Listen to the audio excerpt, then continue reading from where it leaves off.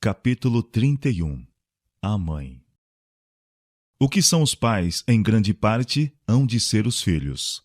As condições físicas dos pais, suas disposições e apetites, suas tendências morais e mentais, são em maior ou menor grau reproduzidas em seus filhos.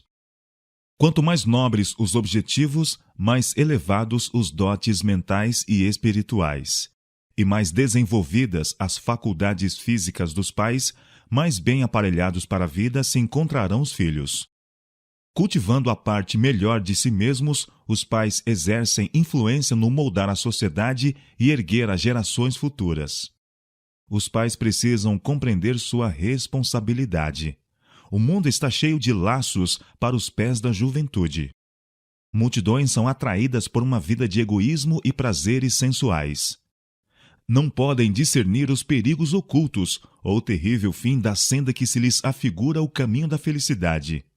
Mediante a condescendência com o apetite e a paixão, desperdiçam as energias, e milhões se arruinam tanto para este mundo como para o porvir. Os pais devem lembrar que os filhos hão de enfrentar estas tentações. Mesmo antes do nascimento da criança, deve começar o preparo que a habilitará a combater com êxito na luta contra o mal. A responsabilidade repousa especialmente sobre a mãe.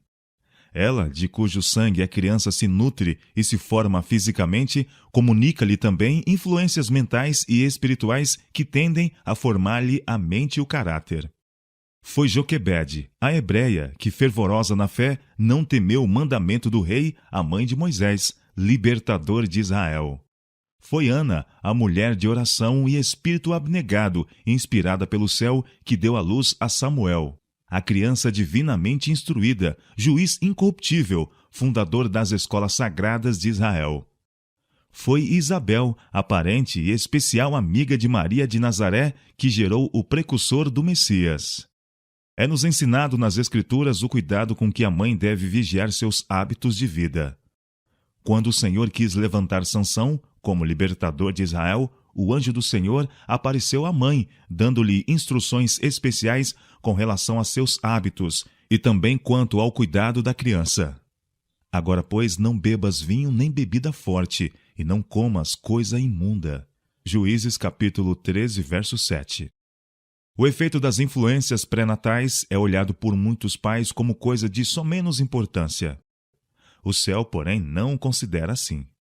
A mensagem enviada por um anjo de Deus e 2 vezes dada da maneira mais solene mostra que isso merece nossa mais atenta consideração.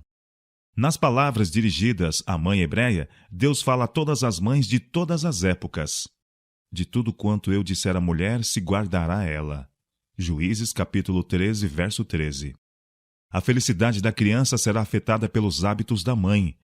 Seus apetites e paixões devem ser regidos por princípios. Existem coisas que lhe convém evitar, coisas a combater se quer cumprir o desígnio de Deus a seu respeito ao dar-lhe um filho. Se antes do nascimento de seu filho ela é condescendente consigo mesma, egoísta, impaciente e exigente, esses traços se refletirão na disposição da criança. Assim, muitas crianças têm recebido como herança, quase invencíveis, tendências para o mal. Mas, se a mãe se firma, sem reservas, nos retos princípios, se é temperante e abnegada, bondosa, amável e esquecida de si mesma, ela pode transmitir ao filho os mesmos traços de caráter. Muito explícita foi a ordem que proibia o uso de vinho pela mãe. Cada gota de bebida forte por ela ingerida para satisfazer seu apetite põe em perigo a saúde física, mental e moral do filho, sendo um pecado direto contra seu Criador. Muitos aconselham insistentemente que todo o desejo da mãe seja satisfeito. Assim, se ela deseja qualquer artigo de alimentação, mesmo nocivo, deve satisfazer plenamente o apetite. Tal método é falso e pernicioso. As necessidades físicas da mãe não devem de modo algum ser negligenciadas. Dela dependem 2 vidas, e seus desejos devem ser bondosamente considerados, supridas generosamente suas necessidades. Mas, neste tempo, mais que em qualquer outro, tanto no regime alimentar como em tudo mais, deve evitar qualquer coisa que possa enfraquecer-lhe o vigor físico ou mental. Pelo próprio mandamento de Deus, ela se encontra na mais solene obrigação de exercer domínio sobre si mesma. As forças da mãe devem ser carinhosamente nutridas. Em lugar de gastar suas preciosas energias em excessivo labor, seus cuidados e encargos devem ser diminuídos. Frequentemente, o marido e pai desconhece as leis físicas de cuja compreensão depende a felicidade de sua família. Absorvido na luta pela subsistência ou empenhado em adquirir fortuna e assoberbado de cuidados e perplexidades, ele consente que pesem sobre a mulher e mãe responsabilidades que lhe sobrecarregam as energias no período mais crítico, causando-lhe enfraquecimento e doença. Muitos maridos e pais deveriam aprender uma útil lição do cuidado do fiel pastor. Jacó, sendo insistentemente convidado para fazer uma jornada penosa, respondeu: Estes filhos são tenros e tenho comigo ovelhas e vacas de leite. Se afadigarem somente um dia, todo o rebanho morrerá. Eu irei como guia pouco a pouco, conforme o passo do gado que está diante da minha face e conforme o passo dos meninos. Gênesis capítulo 33, verso 13 e 14. Na cansativa estrada da vida, que o esposo e pai guie pouco a pouco, segundo a resistência de sua companheira de jornada. Em meio da ansiosa precipitação do mundo em busca de riqueza e poder, aprenda a deter os seus passos, a confortar e prestar apoio àquela que foi convidada para caminhar a seu lado. A mãe deve cultivar disposição alegre, contente e feliz. Todo esforço nesse sentido será abundantemente recompensado, tanto na boa condição física como no caráter de seus filhos. O espírito satisfeito promoverá a felicidade de sua família, melhorando em alto grau a saúde dela própria. Ajude o marido à esposa, mediante a simpatia e constante afeto. Se ele a deseja conservar jovial e contente, de modo a ser no lar como um raio de sol, auxilia no fazer face às responsabilidades. Sua bondade e amorável cortesia serão para ela uma preciosa animação, e a felicidade que ele comunica lhe trará paz e alegria ao próprio coração. O esposo e pai retraído, egoísta, despótico, não somente é infeliz, como lança sombras sobre todos os que o cercam em casa. Ele há de colher o resultado vendo a esposa desalentada e doentia, e os filhos manchados pelos desagradáveis traços de seu próprio caráter. Se a mãe fica sem o cuidado e conforto que lhe devem ser proporcionados, se esgota suas forças em trabalho excessivo ou por ansiedade e tristeza, seus filhos ficam carentes da força vital, da elasticidade mental e da jovialidade que poderiam herdar.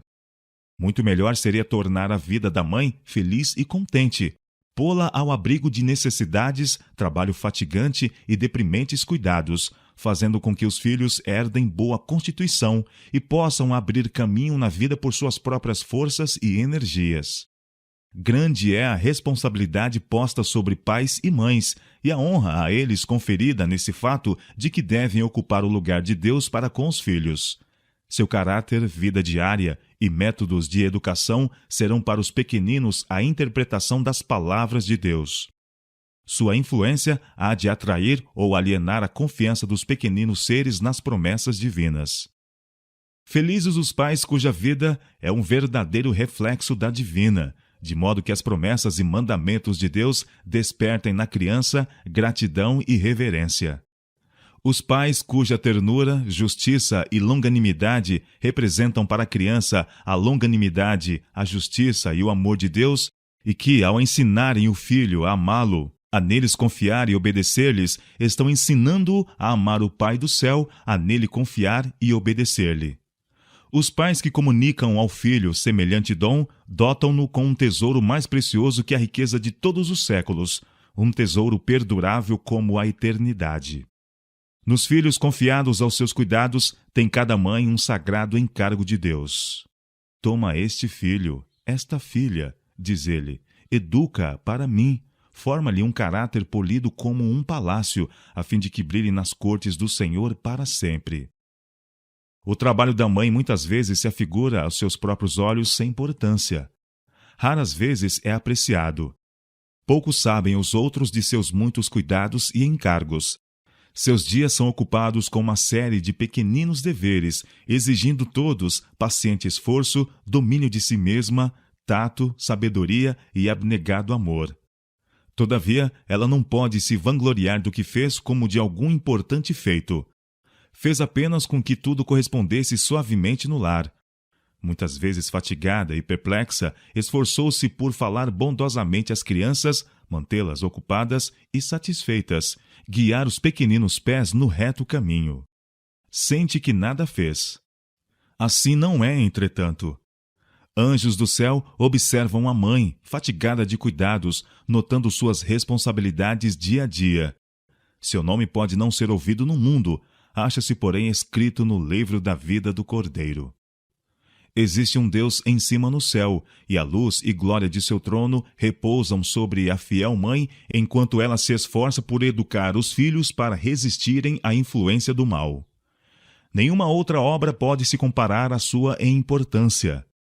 Ela não tem, como o artista, de pintar na tela uma bela forma, nem como o escultor de cinzelá-la no mármore. Não tem, como o escritor, de expressar um nobre pensamento em eloquentes palavras, nem como o músico de exprimir em melodia um belo sentimento. Cumpre-lhe, com o auxílio divino, gravar na alma humana a imagem de Deus. A mãe que sabe apreciar isso há de considerar as oportunidades que se lhe oferecem como inestimáveis. Zelosamente, ela procurará, em seu próprio caráter e em seus métodos de educação, apresentar aos filhos o mais elevado ideal. Com zelo, paciência e ânimo, desenvolverá suas aptidões, de modo que empregue devidamente as mais altas faculdades de sua inteligência na educação dos filhos. Há de inquirir com sinceridade a cada passo: que disse Deus? Estudará diligentemente sua palavra. Conservará os olhos fixos em Cristo, a fim de que sua vida diária, no humilde curso dos cuidados e deveres, seja um verdadeiro reflexo da única vida verdadeira.